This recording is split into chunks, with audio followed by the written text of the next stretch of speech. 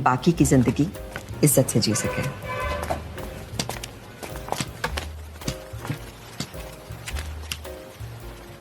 जा रहा हूँ बस स्टॉप, वहां से सीधा बैंकॉक। सब मसाज करूंगा, थाई सैंडविच सब। दबा भाई के पैर, बराबर दबाना है।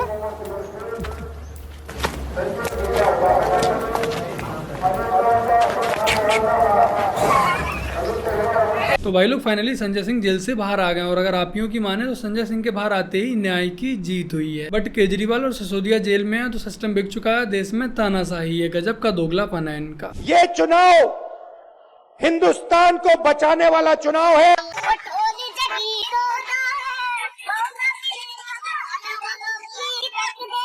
ये सच में हिंदुस्तान को कांग्रेस के भ्रष्टाचार से बचाने वाले चुनाव है, तो कृपया करके अपना वोट काफी सोच समझ कर दीजिएगा। तो राम राम मेरे प्यारे युवानों की हालचाल मजा में एक बार फिर से सबका स्वागत है अपने चैनल सैफरन पेट्रियट में और मैं आपका भाई दुर्गेश लेकर आ चुका हूँ एक और नई वीडियो। आप कांग्रेस के वोट देंगे या बीजेपी को? जी जो सरकार हमारे इलाके में रसियन बंटवा दे, हम पांचों दोस्त उसी को वोट देंगे। मैं नहीं मानता। एक तरफ मोदी जी देश के युवाओं को संवारने सुधारने की बात कर रहे हैं, बट हमारे देश का युवा एक अलग ही दिशा में जा रहा है। रामलीला मैदान में अरविंद केजरीवाल दिल्ली के मुख्यमंत्री, उनकी गिरफ्तारी के विरोध में महागठबंधन की महारैली का आयोजन हुआ है। कुछ दीदी लोग हमारे साथ हैं। दीदी कहूँ चलेगा? नहीं, मुझे नहीं पता, इनसे बात करके। आप कहाँ से आए? कीर्ति नगर से। टीटी नगर से। तो यहाँ आने का मकसद क्या है? यहाँ आने का मकसद मुझे नहीं पता। और पैसे वैसे मिलते हैं? अभी तक तो इस चीज का मुझे कुछ पता नहीं है। बताया था देंगे?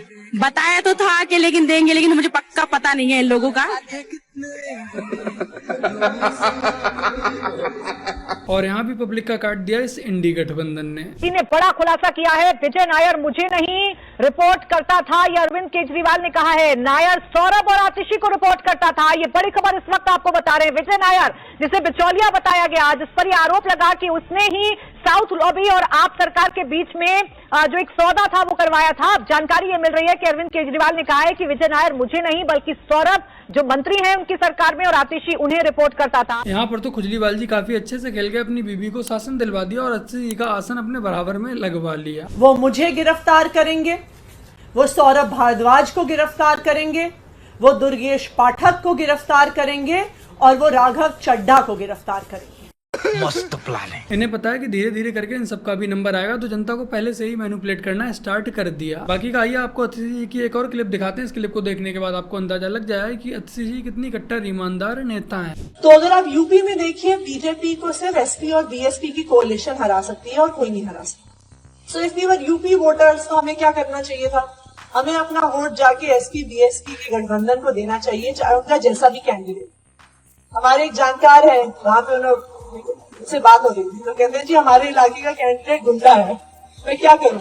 ऐसे तभी आंख बंद करके कोalition को डाल के जाके वोट डाला, because this is an election जहां पे बीजेपी को हराना जरूरी। अगर अपोजिशन का बस चले तो ये ISIS व तालिबान को भी बुलाकर चुनाव में लड़वा दें, क्योंकि ये ऐसे नेता इन्हें फर्क नहीं पड़ता चाहे देश पूरा का पूरा गर्क में ही क्यों ना डूब जाए, बस इनकी कुर्सी सही सलामत बनी रहनी चाहिए। बस कैसे भी करके मोदी को चुनाव हरवा दो, इस मोदी को हटा दो, क्योंकि जब तक मोदी रहेगा ये बेचारे घोटाले नहीं कर पाएंगे। अगर कर भी लिए तो वो घोटाले इनसे हजम नहीं हो पाएंगे। आप किसी के साथ नहीं है, पर एक के खिलाफ जरूर है, और उसके खिलाफ आप बोलते रहते हैं। कभी बाइट देते हैं चुनाव के वक्त पे, कभी ट्वीट कर देते हैं चुनाव के वक्त पे। ये खुंदक कब खत्म होगी? अच्छा ये बताइए सुमित जी कि आपके बेटा है ना, एक दिन आपको कॉलोनी में पीछे झुरमुट के नीचे गुप्ता जी का लड़का, भटनागर जी का लड़का और आपका लड़का तीनों सुट्टे के दम मारते मिले, तो पहला झापड़ किसमें मारोगे? आप बताओ।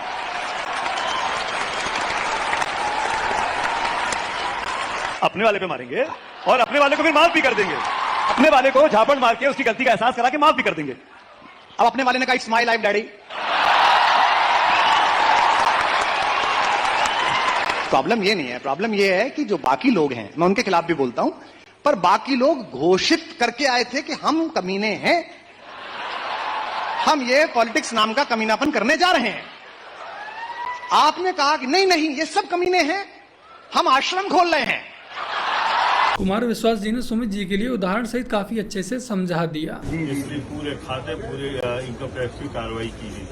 हम जनता से 1 रुपए और आपका नोट, आपको वोट की अपेक्षा करते हैं। वोट के साथ में आप हमें 1 रुपए जो आपने दिया है, 1.5 रुपए दिए हैं, मुझे कांग्रेस बड़ी जनता की आवाज को मजबूत। बहुत बहुत धन्यवाद भाई साहब, शुक्रिया। 141 आदमी भी आपके नहीं रहते हैं रमेश। हाँ 141 आदमी भी ईडी की नोटिस दी गई। 121 बीजेपी में चले गए, उनकी कार्रवाई खत्म। 21 में कार्रवाई की जा रही है। ये है बीजेपी के लोग, ये बीजेपी की सरकार। अब भला इससे अच्छे दिन और क्या चाहिए। जब से मोदी जी प्रधानमंत्री बने उसके बाद से ही पाकिस्तान कटोरा लेके भीख मांग रहा है और अब कांग्रेस की भी वही हालत हो चुकी है। वैसे एक फैक्ट ये भी है कि हाथी के दांत दिखाने के अलग होते हैं, खाने के अलग होते हैं, बट जनता ये तुम्हारा कटोरा देखकर बेवकूफ नहीं बनने वाली। पटना में एक मंदिर है, हनुमान मंदिर, जिससे आप लोग जुड़े हुए हैं। हनुमान मंदिर कितना अस्पताल चलाता है? अभी 5 अस्पताल हनुमान मंदिर चला रहा है। उन अस्पतालों का नाम क्या है? महावीर कैंसर संस्थान, महावीर आरोग्य संस्थान, महावीर नेत्रालय, महावीर वात्सल्य अस्पताल और महावीर हार्ट इंस्टीट्यूट।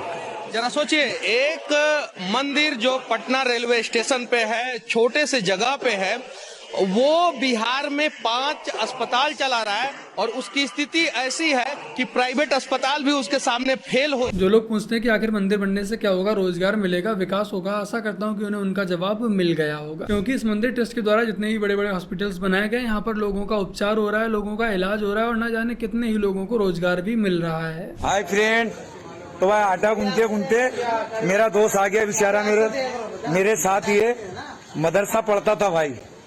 ये देखो, अस्सलाम वालेकुम। वालेकुम अस्सलाम। ये शख्स से मालूमाल कर दे। ये शख्स मेरे साथ मदरसा पढ़ते थे, आज देखो बेचारा दुनिया वालों ने ये नौबत ला दी कि बेचारा भीख मांग रहे।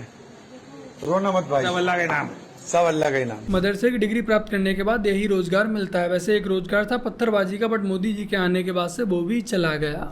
लो जी, ईद आ रही है तो मौलवी साहब लाइन बेगम की शॉपिंग वास्ते। बेगम की आ गया एक सूट पसंद, तो उसी ते पाउन पहला सीधे बैग घरों लैके आए, बैग फॉर लाइफ। तो बेगम और कोई सूट पसंद कर रही है, कोई और ले बेगम, अगे मैं इतकाफ बह जाना, फिर टाइम नहीं लगना। अच्छा ये भी ले लीजिए, इसी भी सेट हो बैगेज है, सीधा अंदर। मौलवी ने पाया लास्कट। चलो जी, बस बहुत हो गया, चल चलिए, नमाज में टाइम हो रहा। चल इधर। रमजान में बेचारे अब्दुल चचा पाक काम करते हुए अगर ये लोग आपकी दुकान पे आते हैं तो कृपया करके थोड़ा सजग अवश्य हो जाइएगा कि कहीं आपकी दुकान का भी कोई माल गायब ना हो जाए। मैंने रेलवे पे फोन किया और रेलवे को कहा कि काइंडली आप अपनी संपत्ति वापस ले लीजिए, ये मेरे घर पे रखी हुई, क्योंकि मेरे खानदान में, मेरे घर में ये सब चीजें नहीं होती है। आप सर्विस किसी जगह से ले रहे हैं तो आप ठीक है सर्विस ले रहे हैं, लेकिन चोरी करना मेरी समझ से गलत है। भोपाल में एक पत्नी ने अपने पति के खिलाफ रेलवे की चादरें और तकिए चोरी करने का आरोप लगाते हुए मामला दर्ज कराया। चोरी किए गए सामान का वीडियो भी वायरल किया। महिला ने पुलिस को बताया कि मेरा पति आईटी इंजीनियर है, वे अपने साथ कई चादरें और तकिए घर लाए। जब मैंने जांच की तो इन पर रेलवे की प्रिंट थी। ये एक पढ़ा लिखा मजहबी था, इसके पास रोजगार भी था, पैसे वाला भी था, बट अफसोस की बात की अपनी हरकतों से बाज कहाँ आने वाले। उनका एक मामला प्रकाश में आया है जिसमें पता ये चला है कि एक हिंदू परिवार है जिन्हें जबरन ये कहा जा रहा है कि आप मुस्लिम धर्म अपना लीजिए, नहीं तो यहाँ से अपना घर द्वार छोड़ के चले जाइए। और ये अपना आवेदन दरभंगा के डीएम साहब को देते हैं और इस तरह का मामला प्रकाश में। क्या कुछ सच्चाई है, क्या बात है? सर बरसों से हम लोग यहाँ रह रहे हैं, ये लोग साफ इंडिकेट कर रहे हैं, रात भर हमको सोने नहीं देते, ईटा पत्थर बरसाते हैं, घर में किसी भी टाइम घुस जाते हैं, आपत्तिजनक शब्द बहान के फेंक देते हैं, आप समझ सकते हैं।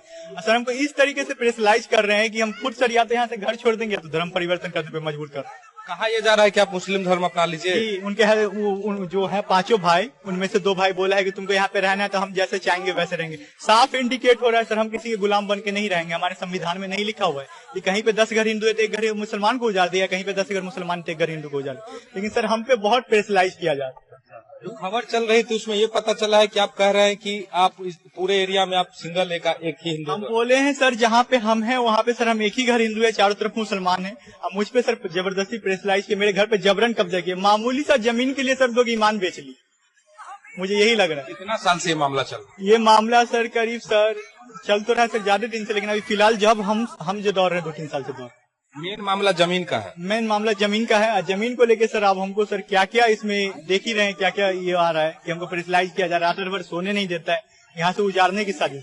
यही है भाईचारे की सच्चाई। जहाँ पर 10 मुस्लिमों का भी परिवार है वहाँ पर एक हिंदू सुरक्षित नहीं रह सकता। बट अगर हम ठीक इसके उल्टा देखें, 10 की जगह पर 100 हिंदू परिवार है और वहाँ पर एक मुस्लिम परिवार रह रहा है, तो वो साकुशल व सुरक्षित वहाँ पर आराम से रह पाएगा। क्योंकि जो हिंदू है वो आए दिन ऐसी घटनाएं देखने के बावजूद भी भाईचारा निभाने में यकीन रखता है। बट जो हमारे मजहबी भाई हैं वो सिर्फ और सिर्फ चारा ही समझते हैं। तो बस मेरे प्यारे भाई बहनों, आज की अपनी इस वीडियो में इतना ही। वीडियो को लाइक शेयर कमेंट और अपने इस चैनल को सब्सक्राइब आज से कर लीजिएगा। और यदि आप लोगों ने मुझे अब तक एक्स पे फॉलो नहीं किया तो ट्विटर का अकाउंट आप लोगों को नीचे पिन कमेंट व डिस्क्रिप्शन में मिल जाएगा। लिंक पर क्लिक करके मुझे ट्विटर पे भी फॉलो अवश्य कीजिएगा। चलिए जल्द मिलते हैं एक और नई वीडियो के साथ। तब तक के लिए जय हिंद, वंदे मातरम, जय श्री राम।